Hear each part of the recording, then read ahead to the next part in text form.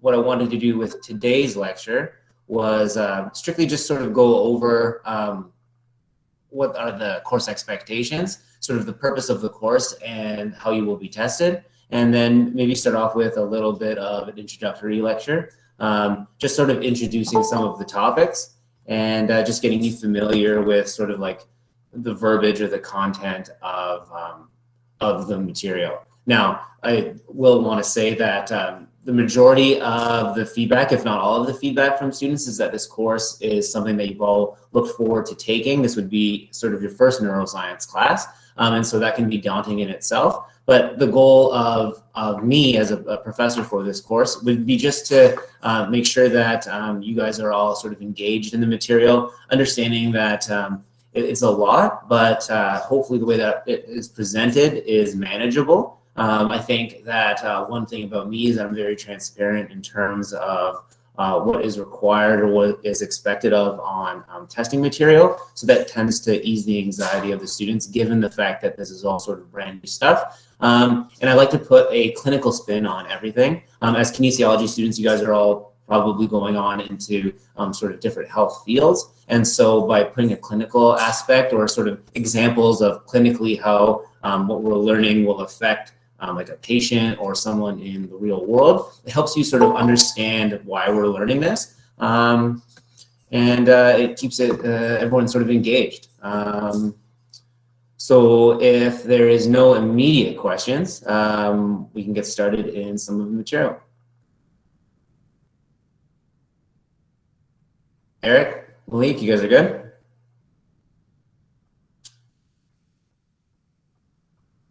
They're good. Okay. Perfect. So let's get started. So this course is broken down like very structurally, and it's divided into lectures, online lectures, and tutorials. We're going to have 2 midterms and a final exam. And the tutorials, you're going to be required to complete a sort of like a mini assignment at the end or by the end of each tutorial. So what I wanted to do was maybe pull up the syllabus and go through that with you specifically. But first, I wanted to talk to just about the textbook. So this is the textbook here. I believe this is the current version. Does anyone have the textbook? You do? Okay, so the 5th version, PDF version, okay. So my stance on the textbook is simply this, and I am aware that I'm being recorded. Any material that you will be tested on in the course will be taken from the lecture slides or the tutorial slides. The textbook would be there to sort of foster or expand your knowledge on the topics that we're learning in each of the different lectures or tutorials. So a textbook is going to have more information, background, surrounding, and sort of the applications of the material that you're learning. So it can be good to sort of understand or be able to help you understand the material that we're learning in lectures. However, I would suggest going through the lectures over the next couple of weeks. And if you found that you are confident or comfortable, then you should continue to be so throughout the course. If you felt like you needed more material and asking me questions didn't suffice, you just wanted to learn more about it, then there is the option of buying the textbook because it is well written and it is a lot more information. And some people would find that interesting about the material that we're learning. Any questions about that? There's a free PDF. So if you want to, put the link to that in the chat after, then that's totally fine. I don't think anyone's going to watch this video from them, so. I will not post it on Canvas, though. It would be a little sus. Okay, you guys are okay with the textbook? Usually a lot of people ask about the textbook, so just wanted to make sure you guys are on the same page as with what I'm trying to say. Is it good? Okay. So the goal of this course is to develop and extend, this is taken right from the syllabus. The goal of the course is to develop and extend the basic concepts of the functional anatomy of the nervous system into a broader comprehension of the neuroanatomical, the neurophysiological, and the cognitive behavioral approaches prevalent within human movement and neuroscience. So that is the blurb taken right from the syllabus. And the next 10 minutes or so, I'm going to be working at sort of explaining of what specifically that means.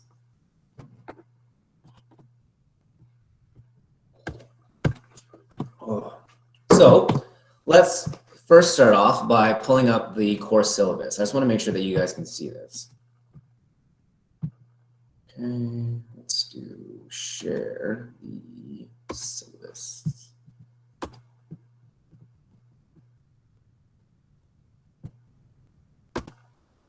Perfect. Can you guys see the syllabus?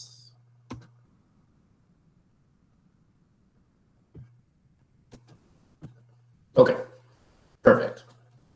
So let's just go through the breakdown of the course, okay? So we have a synchronous lecture that's going to be every Monday from 12:30 to around 2. May not take the full time each time. The lectures will be recorded. So there's a majority of you that can't make lectures given the scheduled time. So they will always be recorded, and you can always go back and look at the YouTube videos for that particular week. You would just miss out on some of the chat stuff, but if you had any questions, you could always just email me and I could answer them then. You have tutorials, and the tutorials are going to be virtual based. If we look at the schedule here, you can see that tutorials don't start until February 2nd. Okay, so I'm going to get 1,000 questions about that. Tutorials don't start until February 2nd.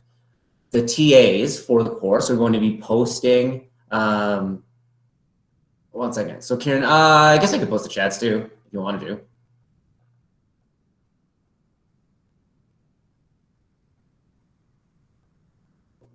Or I could send them to you. I don't think it's a big file. So so Jen's asking a question. The tutorials are reviewing the material, or that's like a clinical it's like clinical examples of the material you learned in lecture the previous week. So there is a flow to it. That's also why the tutorials don't start until the 3rd week, because this lecture is very like introductory. Then we're going to have a real lecture next week, and then you're going to be like sort of like have a tutorial on that material, and then it sort of follows that way.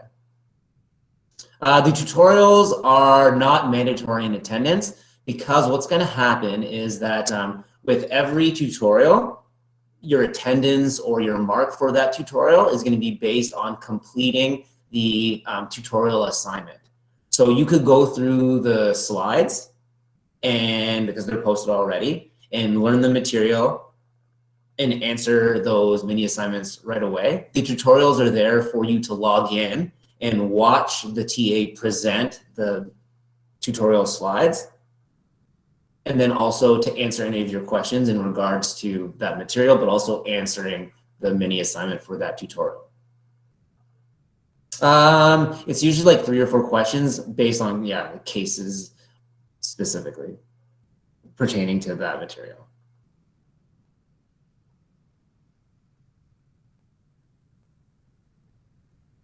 You guys okay with that? So if you look at the schedule, you can see that the tutorials aren't every week. It tends to be, we skip them over reading week, obviously, and then also sometimes during midterms. Okay. The tutorial, so during the, so Brandon's asking a question. The TAs during the tutorial will present, so I don't know if you guys have pulled up probably not, but the tutorial slides. They're like presenting information, and then there's like questions that aren't answered. They'll go through, answer those questions.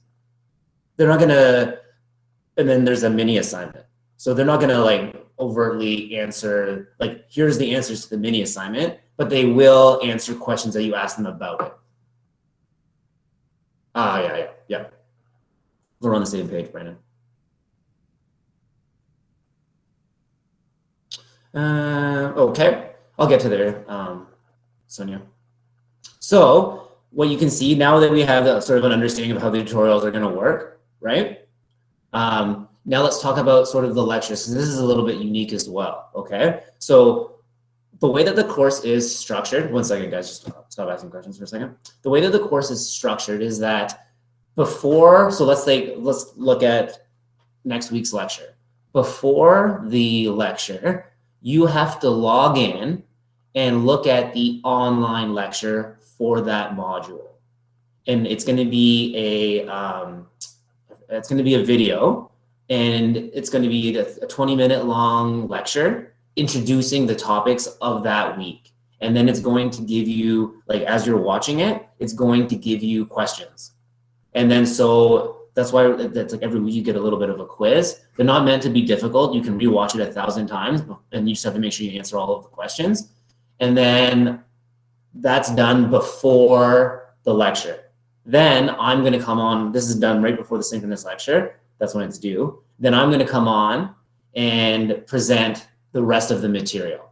But the reason why I do that is so that way you guys can re-watch the intro over and over to get like sort of familiar with it. And then having a mini quiz sort of forces you to do it. But it's also a great way to get marks because they're not meant to be hard. It's simple questions. So if you just re-watch it over, like I say the answer. You just got to re-watch it a bunch of times and then you can answer it probably. So the quizzes are usually between 5 to 10 questions, but they're embedded. It's Kaltura, so it's like the lecture will be going and then pause. Here's a question. Pause, or continue.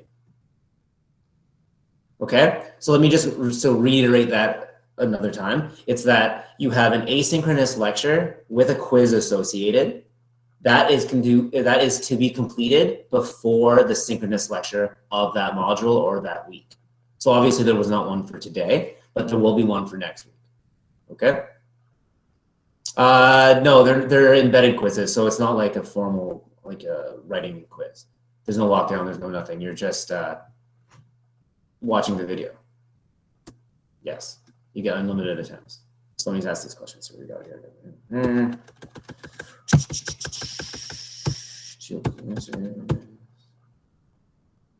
Oh, okay, so Sonia, she was asking about the midterms. So remember that the midterms and exams in this course, one thing that's going to excite you, probably, you guys, I can hear you guys yelling from here, is that they're not cumulative. So midterm 1 is on the 3 lectures. Midterm 2 is on 3 lectures from 4 to 6. And then the final exam is on 6 to 9.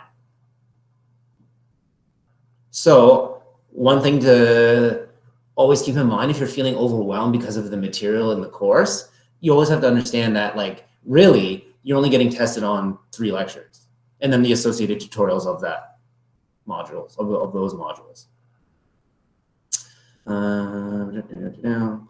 Can ask a question.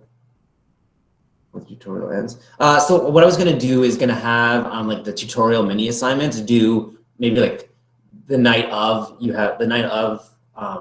the time that you have your tutorials. So let's say midnight of that day versus the end of tutorial. You could always submit it ahead of time if you want to do. Like I said, tutorials virtual. Any other? No, Eric. The exams aren't, or midterms aren't cumulative. Any other questions? Like any other questions right now?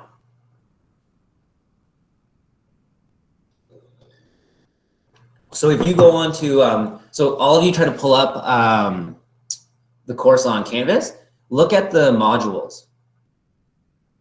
So do that for me. So look at module 2.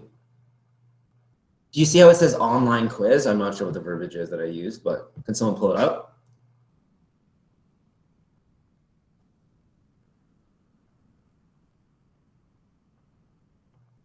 So Arvin, they're all posted right now. You could do the whole course right now if you wanted to.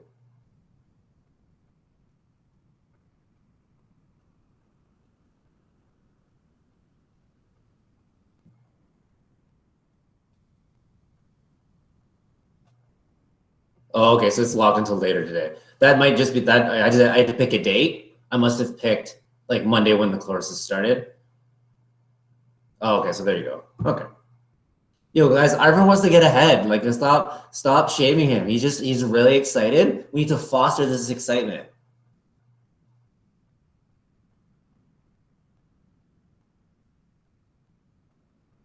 I got you, Arvin. Don't worry. So, are we okay? Remember, online lecture before the lecture.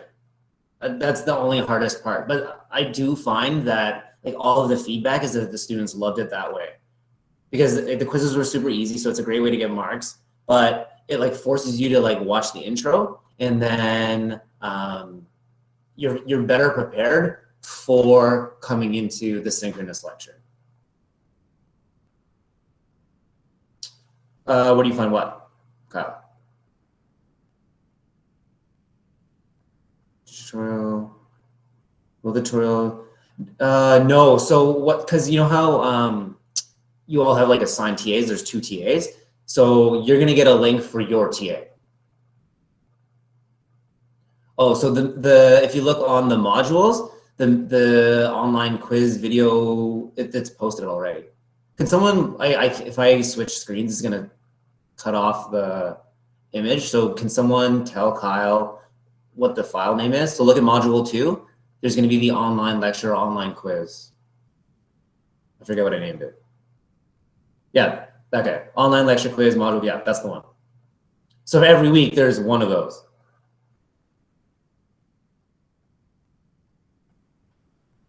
No, you just need to watch that video.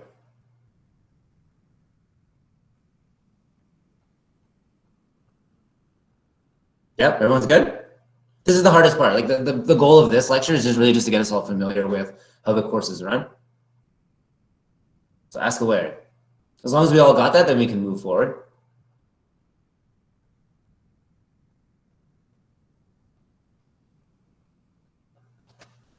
Everyone good? Awesome. Okay. So we talked about the textbook. There's a link.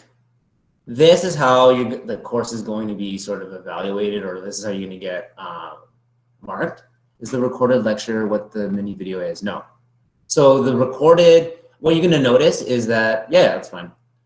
Because Kyle, everyone's going to have the same questions. So if you look at so look at the slides that for synchronous lecture next week, what the asynchronous or the online quiz video is, it's like the first 20 slides. So it's like an introduction. And then when I do the synchronous lecture, I'm going to come in and start teaching from like slide 20 on. So you need to watch anything to prepare for the lecture other than the module online quiz file. Does that make sense? Kyle and everyone else?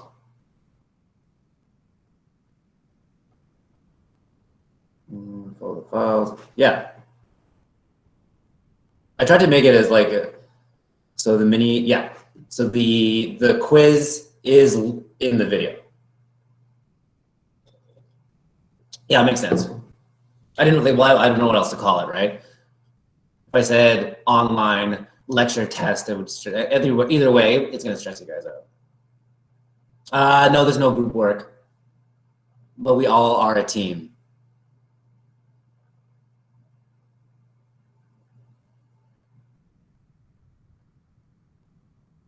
So when I go to watch the mini video, would I go to online lecture? Yeah.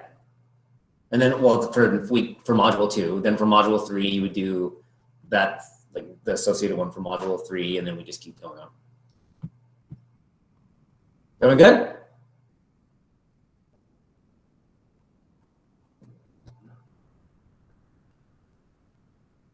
Awesome. Okay, so look at the syllabus. This is how we're going to be, or this is how you're all going to be tested. I'm not going to be tested. Okay. The tutorials. So remember the mini assignments that are associated with each of the tutorials? doing all of them will give you 20% in the grade, or 20% in the course. The embedded quizzes, so the ones that Kyle were talking about, cumulatively for the course, those are going to be worth 10%. Okay. Midterm 1 is worth 20%. And remember, it's going to be modules 1 to 3. Midterm 2 is modules 4 to 6. And then the final exam is going to be modules 7 to 9.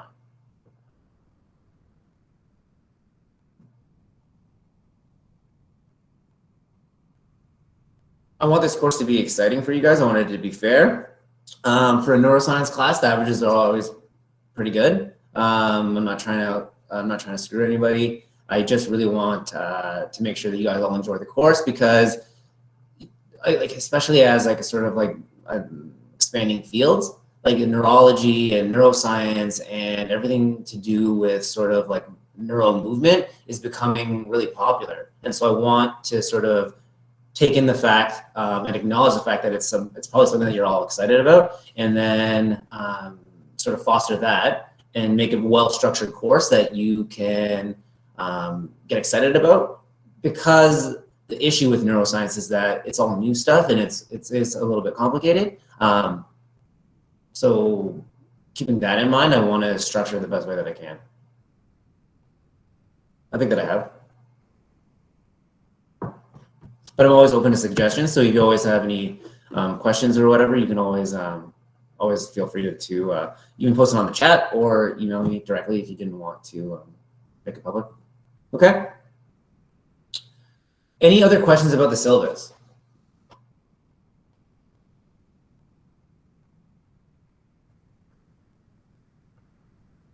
Did I freeze? No, you guys are good? Okay. So let's start sharing the lectures again. So now, big window. Boom. Can you guys see the lecture slides again? Awesome. Okay. So now let's get started into some of the sort of course material. Now remember, today is going to be very introductory. I will ask you guys probably a lot of questions, just because I want to get a sense of what you guys know. Like, so you guys are coming from, you guys are in first year or second year? First year, okay. So then in terms of like sort of neuroscience in your like one semester and in high school, what would you say has been sort of like your experience with anything nerve related?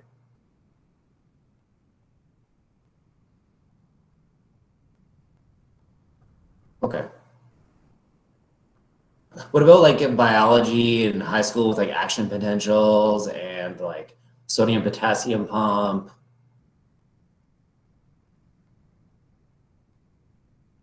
Okay. Yeah.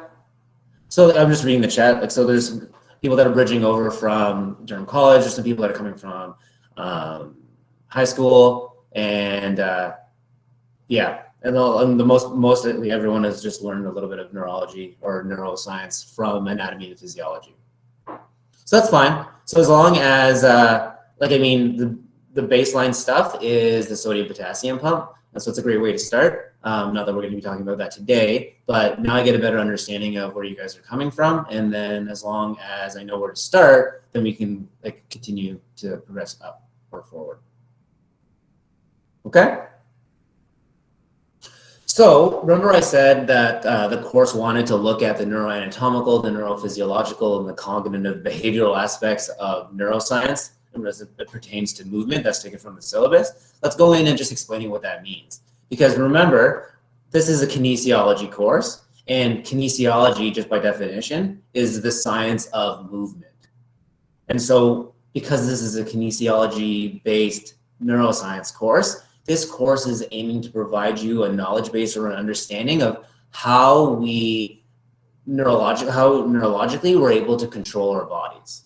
So we're looking at the neurological basis of movement, and that's why it is a kinesiology course, even though it's obviously health sciences and science and human biology and all of those different factors, but it's a kinesiology course because we're looking at this information and trying to better understand how humans move, and then ultimately get a better understanding of when we see like issues with like the nervous system, like disorders or injuries or what have you, how that affects our ability to move. So if we understand how we move, we can better understand how, when it's broken, what's the problem and how to fix it.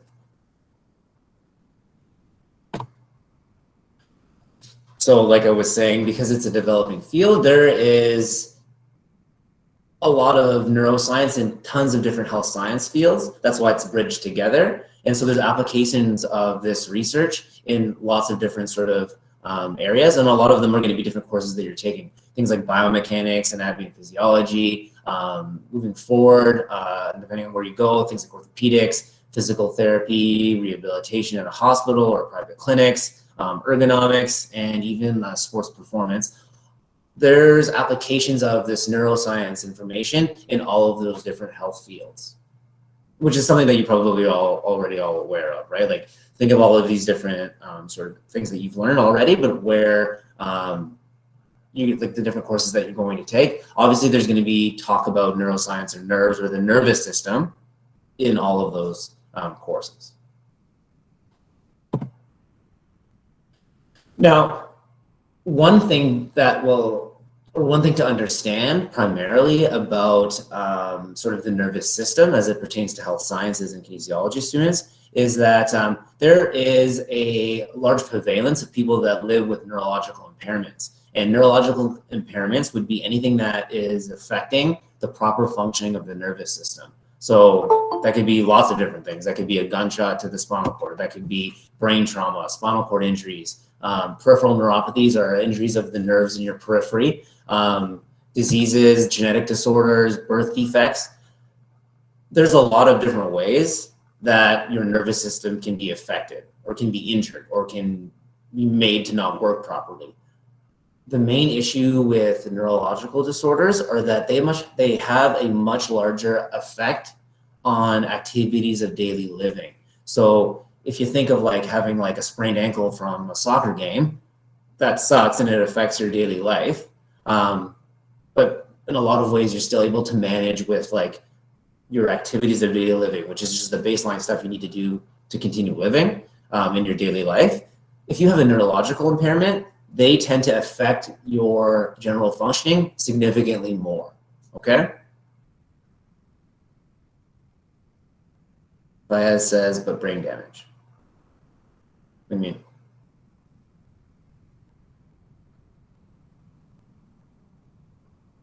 That's anything.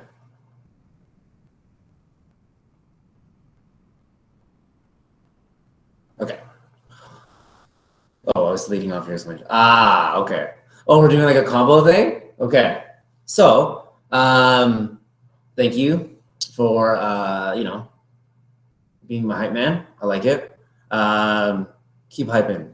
So, when trying to consider how this information is applicable to us, obviously it's important to understand how the neurological system works, right? Think about being a mechanic. You need to know how the different parts work to understand how something's wrong and then how to ultimately fix it. And that's why, depending on where we all end up or where you guys all end up in your sort of careers, that having an understanding of the neurological system is going to help you wherever you end up in trying to fix problems. So think of like how many of you are going to go into physiotherapy or athletic therapy or chiropractic or occupational therapy. Like all of the different professional degrees is typically where people, or even med school obviously, is where people end up coming out of a kin degree.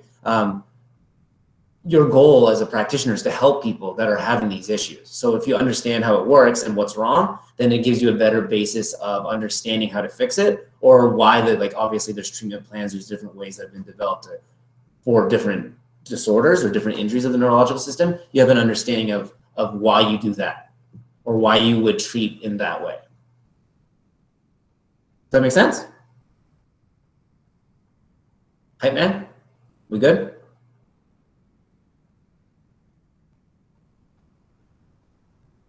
Perfect.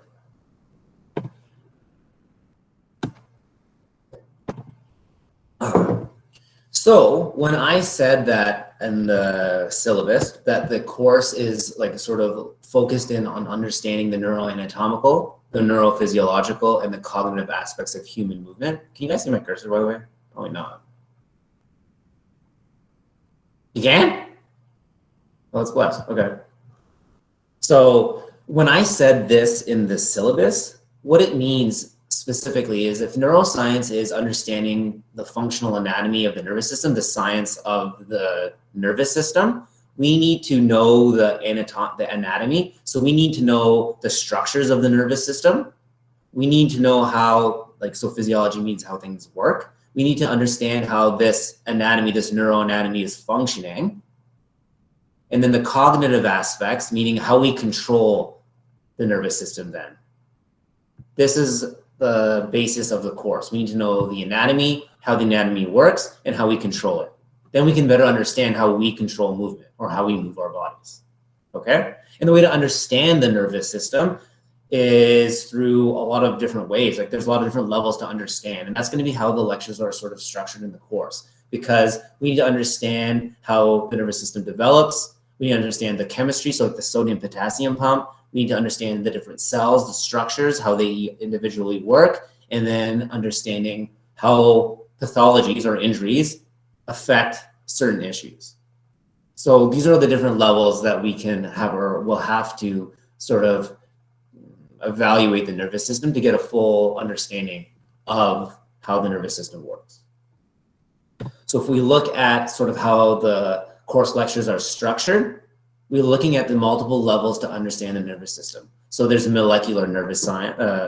So looking at neuroscience from a molecular level. So the sodium-potassium pump. Remember the functional, or not remember, but just know this, that the goal of the nervous system, the way that it evolved, was sending one signal to another. So you send a signal from one part of the body to another, and then your body's aware, right? You're aware of certain things. And so the functional unit of us being able to do that is an electrical potential, which is created from the sodium-potassium pump. And so we first need to get like a very minute understanding. Sorry, we have to start understanding, we have to look at the nervous system from a minute level, because the way that we're able to create electricity is through electrical potentials. And the way that we're able to send that electrical information is through action potentials.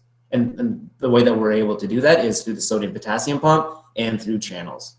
And that's why there is going to be a lecture looking at the molecular level of neuroscience.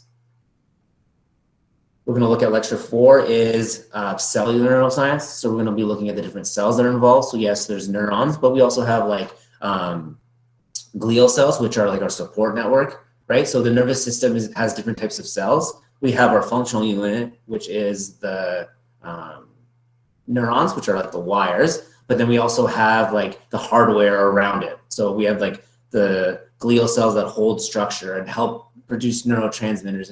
And it's not just neurons. There's a whole bunch of different types of cells that combine together to create the nervous system. Just like when we look at our body, there's skin cells, muscle cells, bone cells. Hopefully that's a good analogy. Does that make sense? Karen says you're a neuron.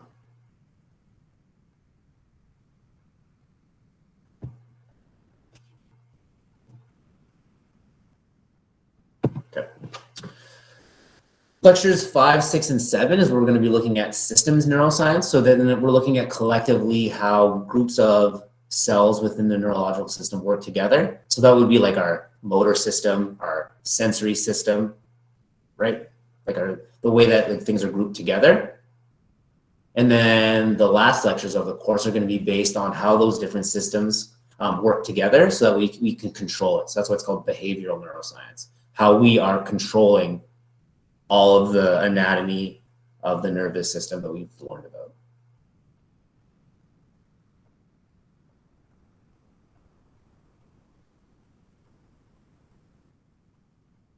Karen's out here living in the metaverse. You're not on delay. You are ahead, actually. And then I don't know, because as kin students, you guys are gonna have to take motor control and learning. With me, probably I think what is it now? Second year, third year? Are you guys taking it right now?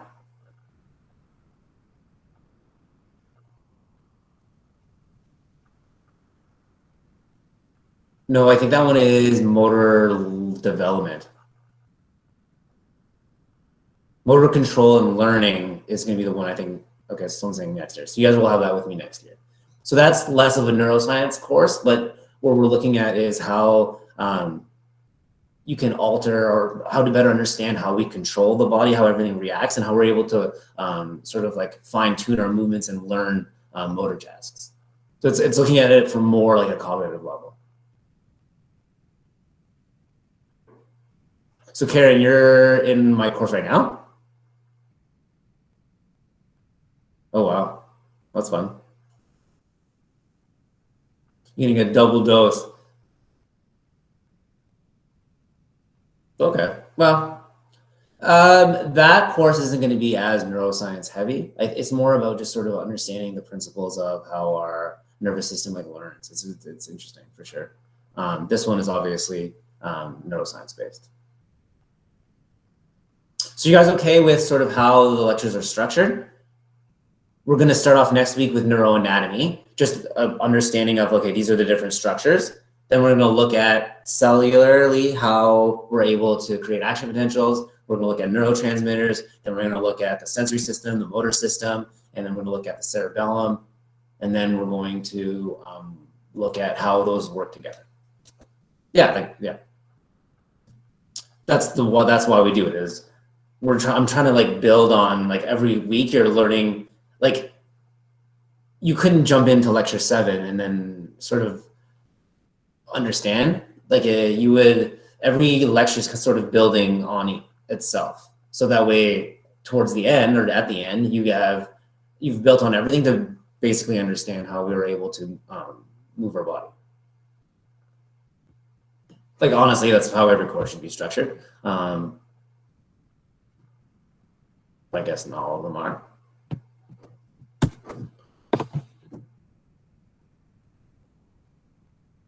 So questions to think about. Some people always ask this is like, what are some questions to think about while I'm doing this course? Some things to consider. Again, remember, we're looking at we're looking at learning how we move our body. So how does the human body generate movement? Action potentials, how does that lead to us controlling our body to pick up a coffee, for example? What are the different components of the nervous system and how do they work together to contribute to these movements? How are we able to perform complex tasks, like not even just picking a cup, but throwing a baseball, walking on a slippery sidewalk, like things that take up a lot of control? How are we able to do that? And the best way to understand it is to think of the nervous system as like, like a marionette moving, like wires, like controlling. We want to get a better understanding of how we're able to do that. And then as it pertains to injuries, like, is the nervous system plastic? What happens if something gets injured? Can other things take over? What happens if you have a spinal cord injury? How do you deal with that? By understanding how different injuries affect different parts of the nervous system and how we can adapt, we can better understand the different physical and occupational therapy programs that are out there for patients with neurological disorders. Yes. So Faiz is asking a question. So as you're considering this throughout the course, by the end, you'll be able to answer each of these questions. That's why we do that. That's why we do that. This is how it works.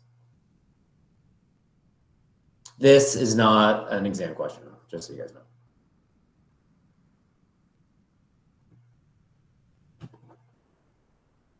Cool.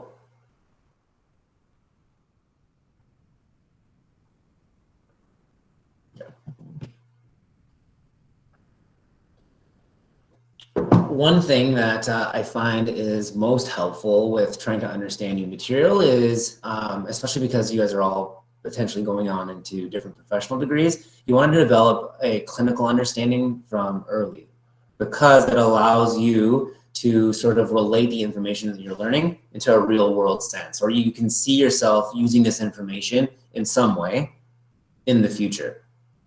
So what I wanted to do in this course was always bring up different clinical examples and then use tutorials as like clinical case studies of the material, because it will help sort of foster or make sure that you guys remember or fully understand the material that you're being presented. So clinically, after this course, you should be able to have like very general understanding of the signs and symptoms that are associated with different types of neurological disorders. Because sometimes the presentation of a patient with a neurological disorder, it seems weird. Like it doesn't make sense. Like you sprain your ankle, like a soft tissue injury. Sometimes they have like things like Parkinson's disease. How because it has all these different effects on different types of in different ways, you'll have a better idea of how that is or why that is. Okay.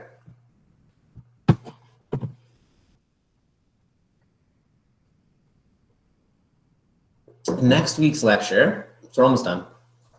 Next week's lecture is on neuroanatomy.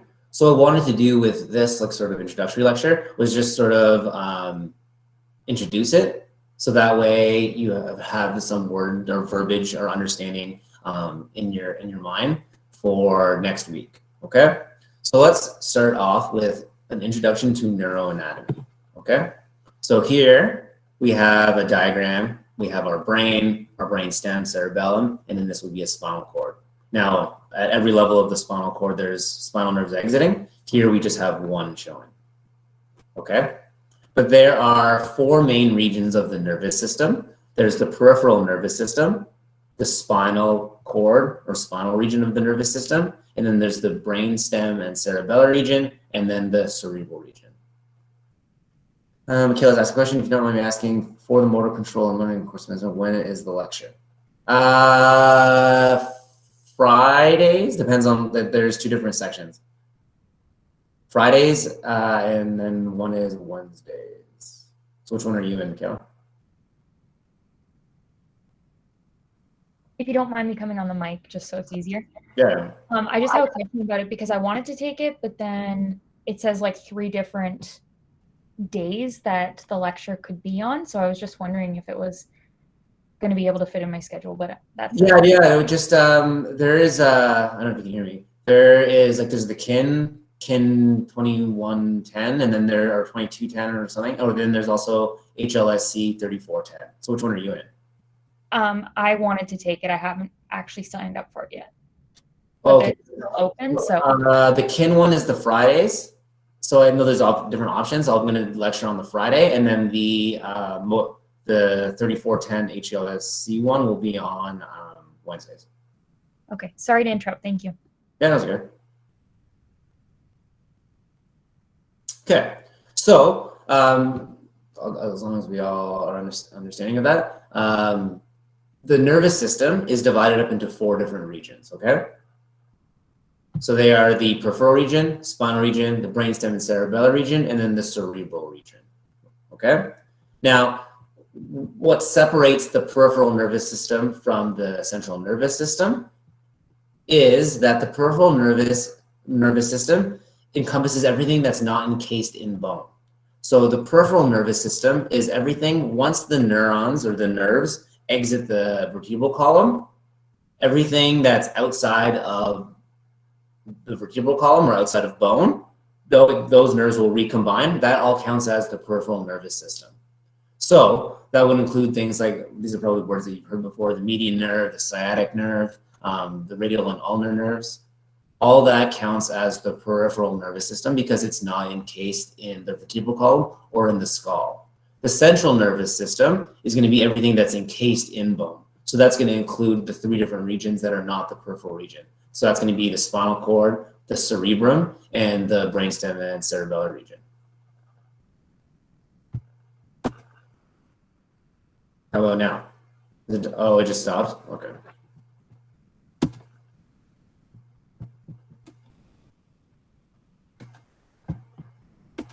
You can't see the slides.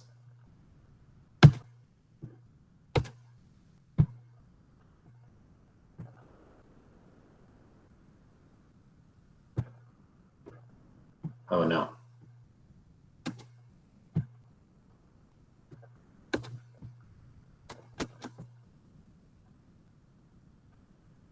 Okay, perfect.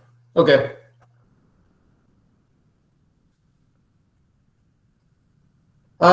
So yes, when someone says the central nervous system, they're talking about the brain and the spinal, like things, everything encased in bone.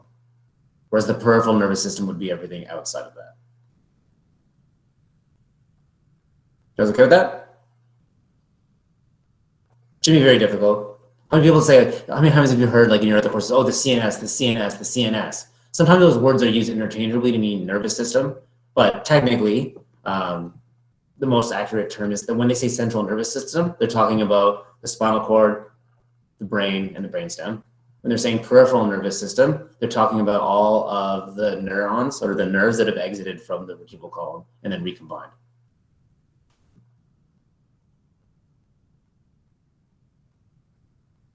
Sean Spence, he knows. Okay, so let's take a cross section of the spinal cord and get a better idea of what that would look like. So we're gonna, like in the next couple slides, we're gonna zoom in on what this looks like, but understand that we've talked about the different regions of the nervous system. There was 4 different regions, and the 2 big regions are the peripheral and the central nervous system. There are 3 main systems that extend through all regions of the nervous system, okay? So remember we were talking about how systems neuroscience is understanding how there's like groups of neurons that work together for a common function. There's 3 main systems that are working through every level of the nervous system. So that would include the central and peripheral nervous system. Those include the somatosensory system, the somatomotor system, and then the autonomic system. Now, the autonomic system is not something that we're going to be discussing a lot about in this course, just very briefly just touching on it. The word somato is Latin for body. So the body sensory system and the body's motor system. These are the 2 that are going to be most talked about because they pertain specifically to how we control movement. So of the different regions of the nervous system, there are 3 main systems that extend through each of those levels. They are the somatosensory system, the way that we were able to perceive senses, our motor system, the way that we're able to contract muscles, and the autonomic system is bidirectional. It's our regulatory functions. Now, the difference between the sympathetic and the parasympathetic systems, which are our autonomic systems, they're automatic and they're for regulating our body, is that the cell bodies for the autonomic system are located in the periphery. So we have like our sympathetic trunk. Those are the cell bodies of the autonomic system, which is not the case with the other 2. The sensory system and the motor system, the cell bodies of the neurons are in the central nervous system.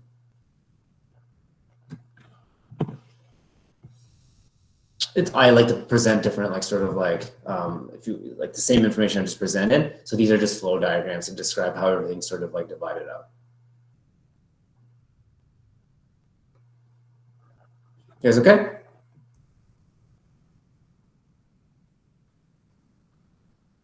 Awesome. So in the peripheral region, what systems are in the peripheral region? So I just talked about the 3 different ones. There's going to be the somatic motor, somatic sensory, and then the autonomic system. In the periphery, if you're looking at the different neurons that are in the periphery, there's 2 directions in which information can go. Afferent axons are those axons that send information towards the central nervous system, so towards the midline. I don't know how Sean remembers it, but the way I remember it is afferent axons, the afferent information arrives to the central nervous system, so spinal cord and brain. Efferent axons are information or those action potentials that are going away. They're going towards the periphery. So afferent is arriving, central nervous system, efferent, the opposite. Ejects. Oh, that's a good one. Efferent is ejecting the information. Okay, fine. That's, yeah, E for exit. There you go. Effector cell, yeah. honestly, we talk about it so much, but still sometimes you have to take a step back and be like, wait, which way is which direction? But the point of this slide is just to show that, remember, like the point of the neurological system is to send information from one spot to another. So there's two directions on which way that could go, towards the body or the brain, and then away from the body towards the periphery. If you look at the, one thing to note, if you look at the slides, like at the pictures in the slides, as well as in the textbook, they're always color coded. So blue is sensory, and then red is motor. So a question for you guys, Meta can answer or anyone else, of the different systems that we talked about, which one would be solely afferent axons or afferent information?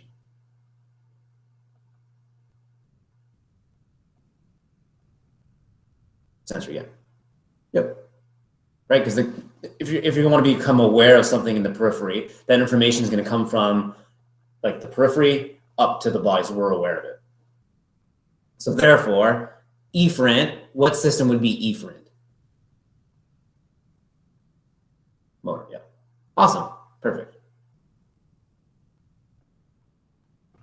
And so when you look at the slide, that's why it's color coded, where this is coming to a muscle, this is going up to the spinal cord.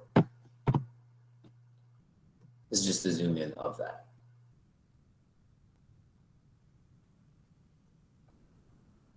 Cool.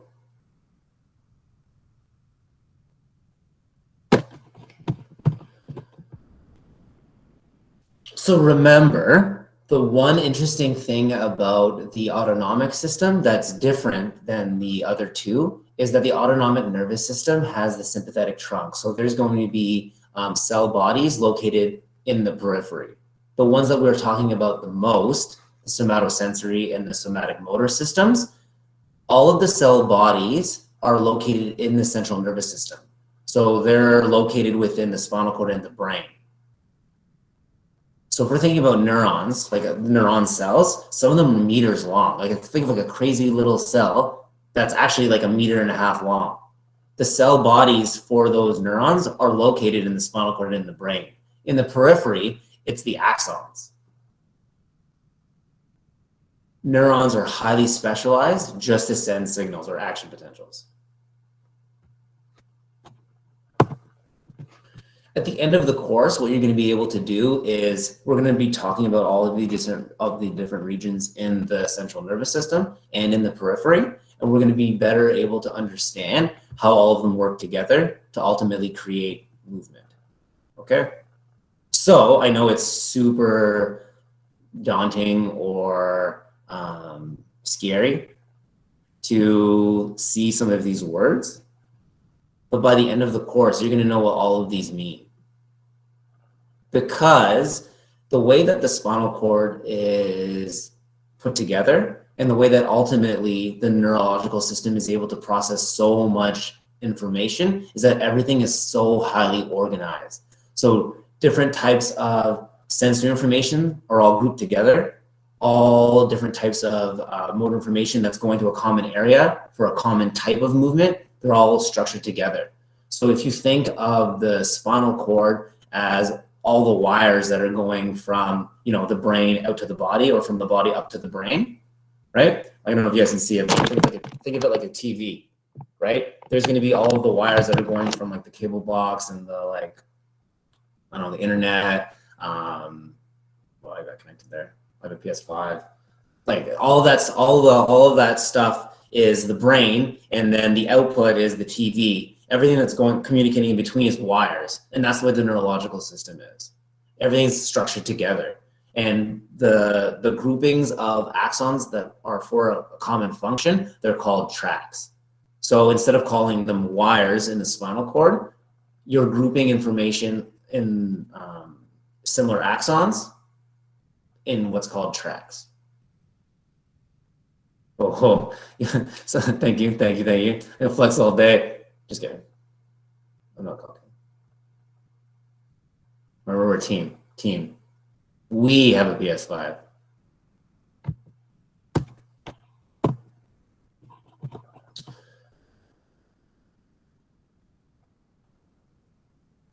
Well, I mean, honestly, be able to, like, you got to be organized. Like, it's just structured. Hannah has a question. Do they associate in tracks when they have both? Well, okay. So think of it this way: is that not a lot of information is bidirectional, right? So common information in like a type, like, sense of temperature, that's all going to be grouped together. What is the one system that's bidirectional? Autonomic system. So those ones are grouped together. We don't talk about them a lot. What we talk about are the motor and sensory tracks. So I think we're going to bring it up. It's in a couple slides, Hannah, so just allow me to get there, and then I'm going to show you sort of how things are grouped together better, okay? Because first, what we're going to do is look at a cross-section of the spinal cord, okay? Here we have, this is a cadaver, so it looks pretty gross. Like, not to be morbid, but a fresh body would look a lot different than that. But we notice that there is a spinal cord stuck within the vertebral column. This is a vertebra or a vertebrae. And you can see that the spinal cord's in the middle and that there are spinal nerves exiting from the left and right side. Can we all see that? So this is the front, this is the back.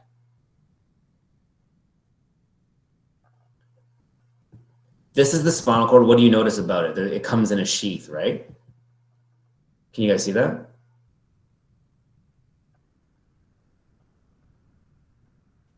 That's the meninges. So the meninges are the layer or the covering of the spinal cord that keeps the spinal cord bathed in cerebral spinal fluid and also allows for like protection. So when you pull and move, all the neurons or all the nerves are moving in your body. The meninges are there to hold the structure of the spinal cord and protect it.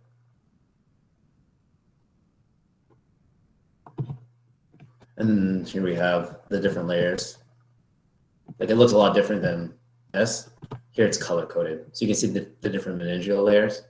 You're not going to be tested on this stuff. It's just going to show you that how everything is sort of structured. What we are most interested in is the actual spinal cord. And why I did this way is that if you look at the spinal cord here, it just looks white, right? In here, you can see that as we start to color code the spinal cord, it's a lot more, because there's like gray matter, white matter, it's a lot more structured and organizationally structured than just a white blob. Oh, Jasmine's saying you guys were tested on it in the first semester. Okay, perfect. So she's subtly telling me to keep going.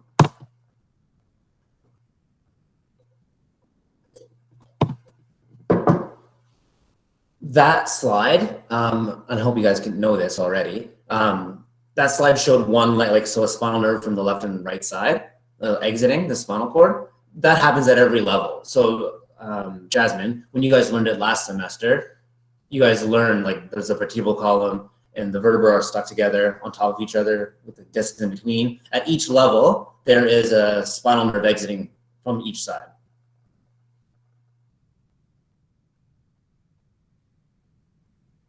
You guys knew that? Okay, yeah. Eric, no, this is whatever I'm presenting now is what you sort of want to understand, because in depth is really in depth. So I would just know things at the level of which I'm talking about, because again, with diagrams and even in the textbook, they go and dive into it much deeper, right? The point of what I'm trying to get across with this current slide and this neuroanatomy is just basically the structure of the nervous system.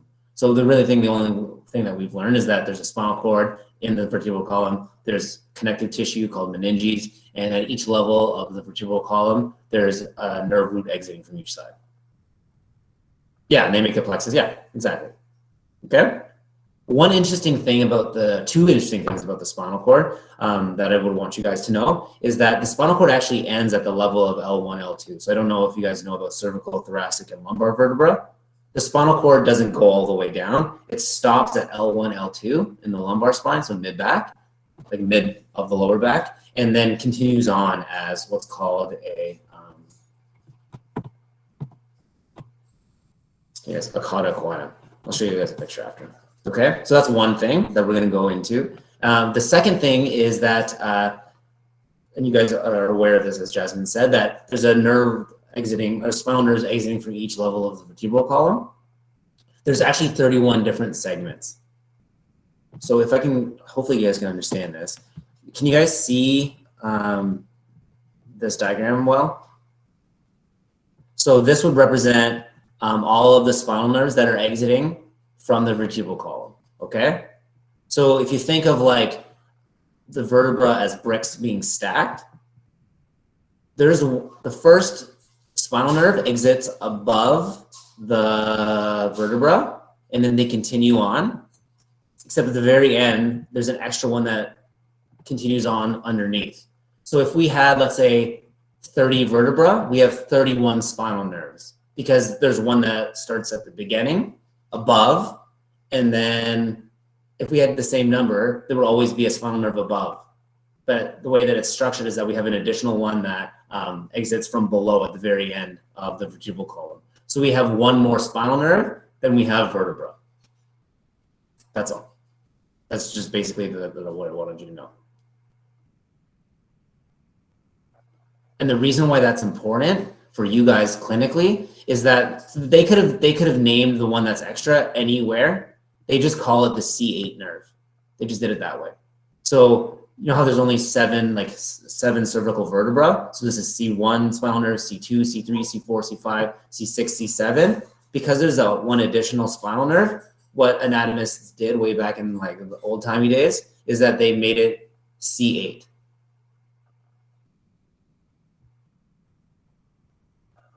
So there's one always above, except at the very end of the spinal cord, there's one below. Does that make sense? That's why, because people always get confused, is like, well, why is there a C8? They just added that additional one there. This is what it looks like in a more like anatomical sense. But if we zoom in on the end of the spinal cord, what we see is that the spinal cord ends at the level of L1 and L2 in what's called the conus medullaris. That means the medulla is like sort of like a brain term in Latin, and then conus means cone. So you can see at the end of the spinal cord is like a cone here. That's L1, L2. And then the rest of, because there's spinal nerves that exit from below that as well. The spinal cord, in a sense, in the central nervous system, continues on as just nerve roots, which is called the cauda equina, which in Latin means horse's tail. And then they would combine to create the spinal nerves exiting from each side. So no, you would say 8.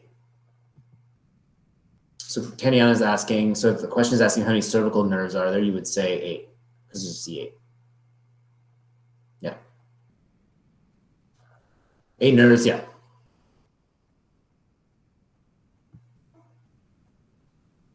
I'm never going to ask you that, but as long as you guys know. The one interesting thing that I would want you guys to sort of get from this, and hopefully that you guys have figured it out in anatomy and physiology, is that the way that anatomy was done in science is all Latin, right? So if you better understand the Latin terminology, like why the words are structured the way that they are, it helps you remember. So especially when we get into the tracts of the spinal cord, they're all really obscure foreign words. But if you look at the Latin root of all of them, it's a better way to sort of remember and understand. It's rather than like trying to like blankly understand 30 different weird names. If you understand what each is like structured or how it's put together, it just tends to help you better remember. Okay. So cauda equina is the spinal cord. Well, not the spinal cord, but it's what's in the central nervous system past the level of L1, L2. And then the filum terminale is, remember we were talking about the meninges, right? The covering of the spinal cord that surrounds the spinal cord and the cauda equina. It's tethered or stuck to the base of the sacrum at the very bottom at what's called the filum terminale. So right there. If this wasn't connected, then every time you moved, the spinal cord would go up and down in the vertebral column and then would rip all the spinal nerves, and then that would suck.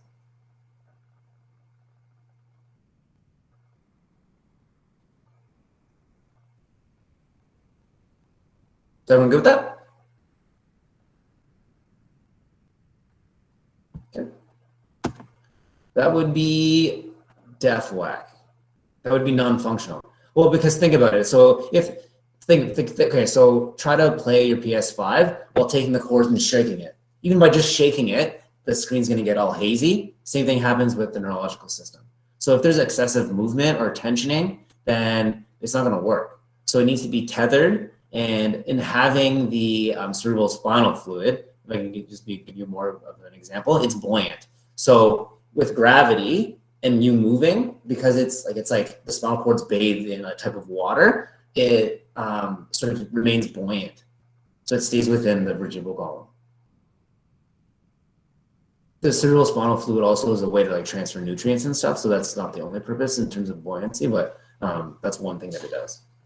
We're assuming we don't have what? Cerebral spinal fluid? Without the cerebral spinal fluid, it wouldn't work. So there are diseases that affect your ability to produce cerebral like CS fluid, and so it would be less. Oh, okay. He's talking about the film terminality. That is called spina bifida. Have you guys ever heard of that? Spina bifida is a non-closure of the neural tube in development, and so it's like there's a non-closure of the vertebral column. Yeah. They're not going to be asked about that, but that's an example of a neurological disease. So spina bifida, it means spine open, but bifida means double, like bifurcated. So the way that's describing it is that the spinal cord at the end has like been opened. It's a neurological, like it's like you're born with it.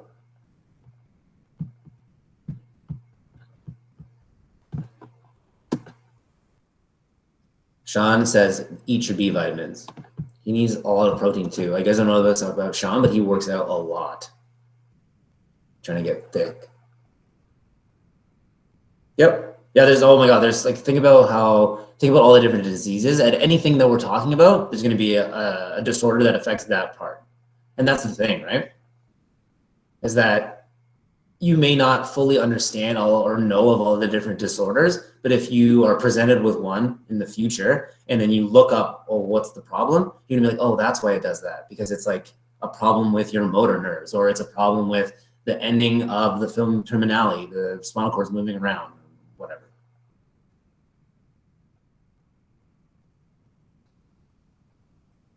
So we're okay so far with any of the material?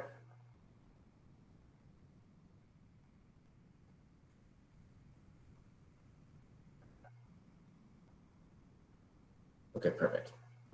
So I just wanted to sort of end with now looking more closely at the spinal cord. Now this is color coded.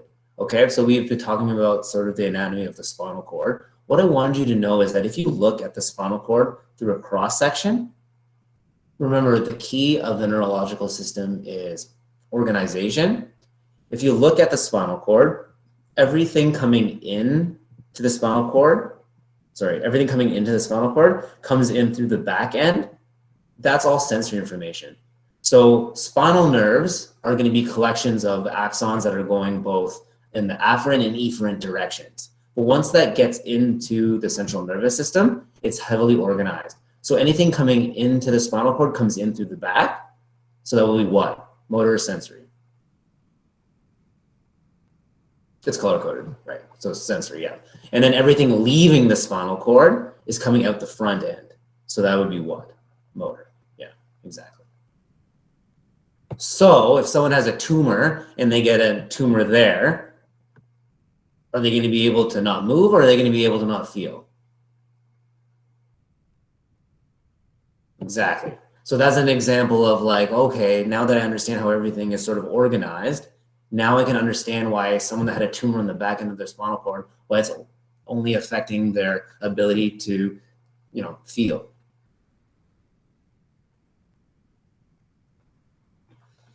So what this is called is the ventral. Ventral is another way to say anterior, and dorsal is another way to say posterior. So we have the ventral root of the spinal cord, that's motor, and we have the dorsal root, that is sensory.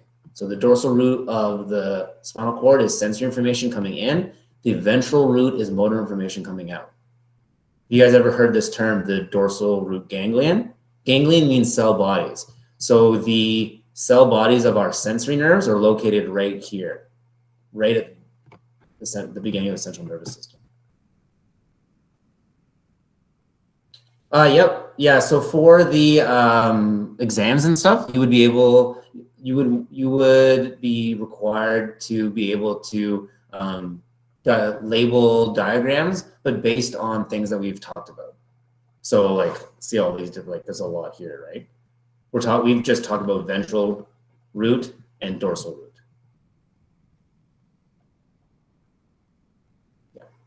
Think of it that way, because the diagrams, rather than going and blurring everything out, because then you're going to notice certain things over and over again, and it'll help you understand, right? But really, like from this diagram, we're just talking about the ventral and dorsal root. The point of this slide is to understand that motor information comes out from the front and sensory information comes into the back of the spinal cord.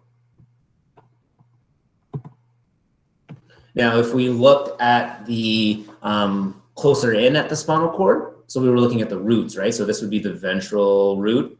This would be where the dorsal root is. We can see that the spinal cord is actually divided into white matter and gray matter. Do you guys know sort of like what that means? Like what's the difference between white matter and gray matter?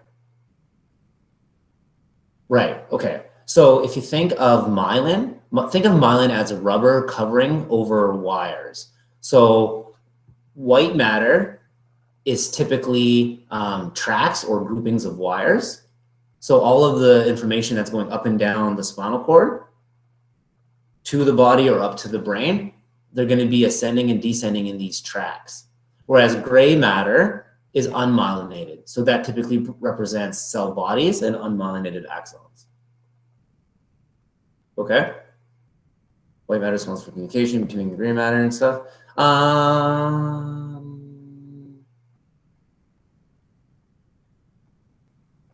wouldn't say that. Sophia says, is white matter responsible for communication between gray matter?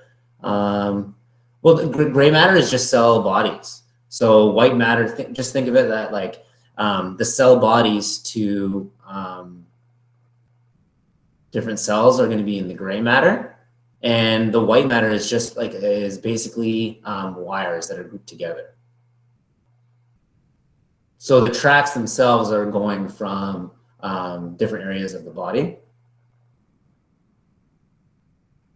Yeah. So they're evolutionarily older tracks that are in the gray matter, but they travel a lot less fast because of that whole fact. So you guys are bringing in old information. That's good. But the reason why I wanted to bring this up is because if we look at the spinal cord, so this is gray matter and white matter. Hannah, remember I was asking you to ask a question later on? It's because if you look at, this is how things are organized. So I don't know if I can zoom in and you guys can see. But see how all these different names, these all represent tracks or groupings of axons that are for a particular purpose. So think of the gray matter as cell bodies and the white matter as collections of wires that are grouped together in what are called tracks. So see how they're all color-coded? These will be our sensory tracks because they're located right where the sensory information is entering. And these are our motor tracks because they're closer to the anterior end. So we're going to learn what all of these different tracks are because they're all for a particular type of sensation, and this is all for a particular type of movement. So the point of understanding the spinal cord for the purposes of this lecture is just to understand that everything is grouped together in what are called tracks.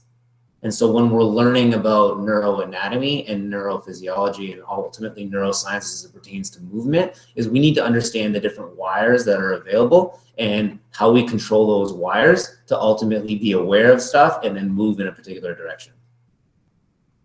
Joseph asked a question, so sodium runs through the gray matter region?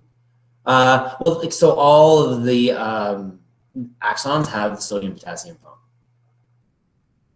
So that would be all through everything.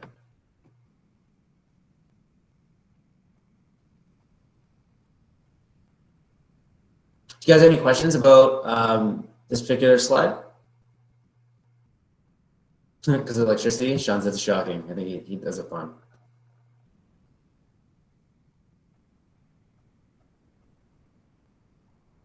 Are both sides interchangeable in anatomical layout of the systems in the spinal tract? What do you mean? Like, Shane, are you asking, like, this is on this side and this is on that side? They just color code it to make it like easier to look. They probably just like, they only color coded this side and they only color coded this side. Yeah, okay, that's what he's asking. Yeah, so this is just something that I'm just introducing. We are going to be talking about the spinal cord, but also the different parts of the brain next week. So next week is a neuroanatomy lecture.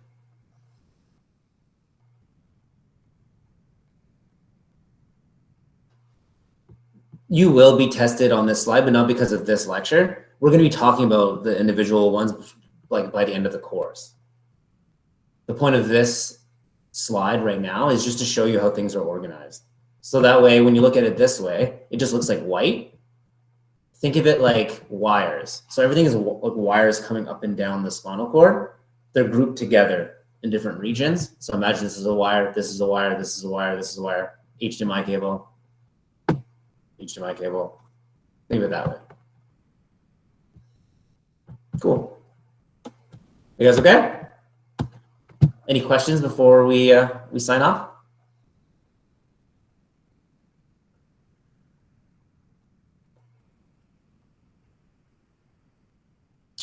So all white matter in the spinal cord is grouped in tracts. Yeah.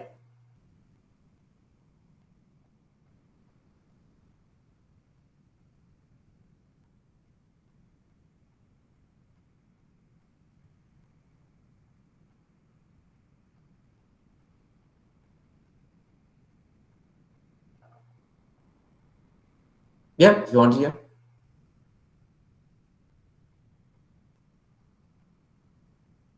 So you guys are okay. So remember, for next week, because I'm gonna stop recording. So remember, for next week, what you have to do is just do that online Kelter quiz before the synchronous lecture. Okay.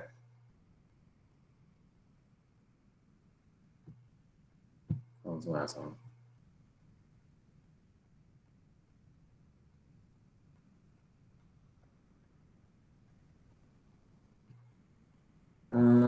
I don't think so. No, you should be able to just do it once. If you try to do it again, and like the answers are already updated, I think. The same quiz module. Yeah, so I always go to the modules page because it's organized that way. But I think if you go to files, it will show up like all the files have been uploaded for the course. But go through modules because it's structured.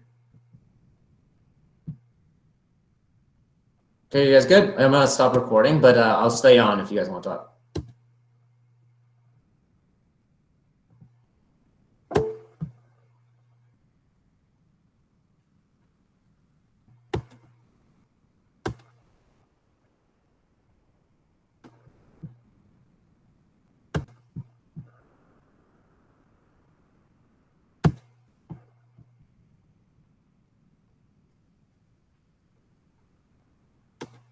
Whoa. You want to ask your question, Karen?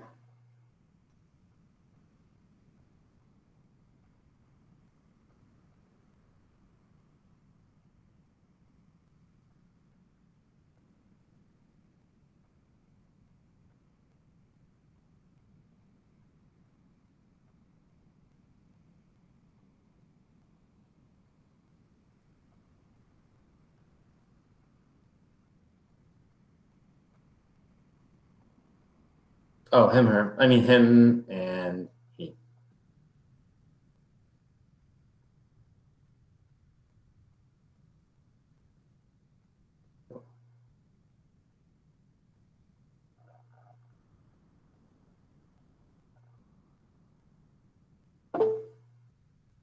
Yep. Oh, is that using hand? Sorry, it's just easier for me to talk than try and type all this. Yep. So when you're talking about the recorded lectures that are associated with a quiz, would that then also be like fair game for like the midterm, since it is part of the material that's in the lecture slides? Yep. Yep. Okay. Because if you look at the lecture slides, they like so let's, I don't know, like let's say lecture 2. There's like, I don't know, let's say 50 slides. The online part is like slides 1 to 20, and then the synchronous lecture would be the rest of it. So it's all the same sort of material. Okay, perfect. Thank you. You're welcome. Sorry, I've been having sound problems. Can you hear me? Yep. Okay. Hi, Dr. Anthony. Just wondering if the HLSC section and the kinesiology section of the motor control courses have any different content. No, it would be the same. Okay. I thought maybe about just like having just one time, but then I don't know if that would fly. The options are great anyway to have different times, but I just want to make sure I wasn't going to be missing. Yeah, like I usually people with like my classes, they like to come into the class. Like maybe if it was pre-recorded anyway, then I guess it wouldn't matter. But like with the chats and stuff, people like being able to come on. So then I'll just keep it as like the Wednesday and the Friday. Like so one section is the Friday, and then one section is Wednesday. But it's the same material. Okay, great. Thank you.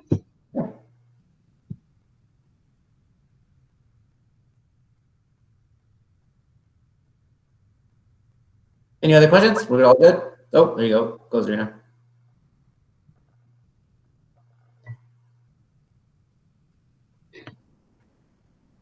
Sorry, one more question. Yep.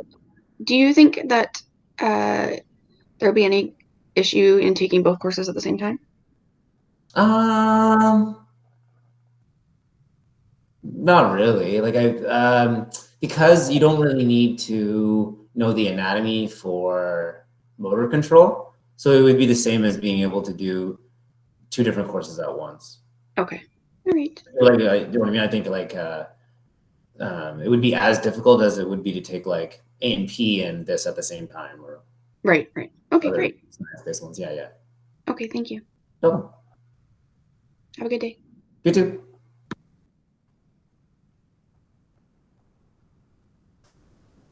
Okay, boom. Okay, bye everyone.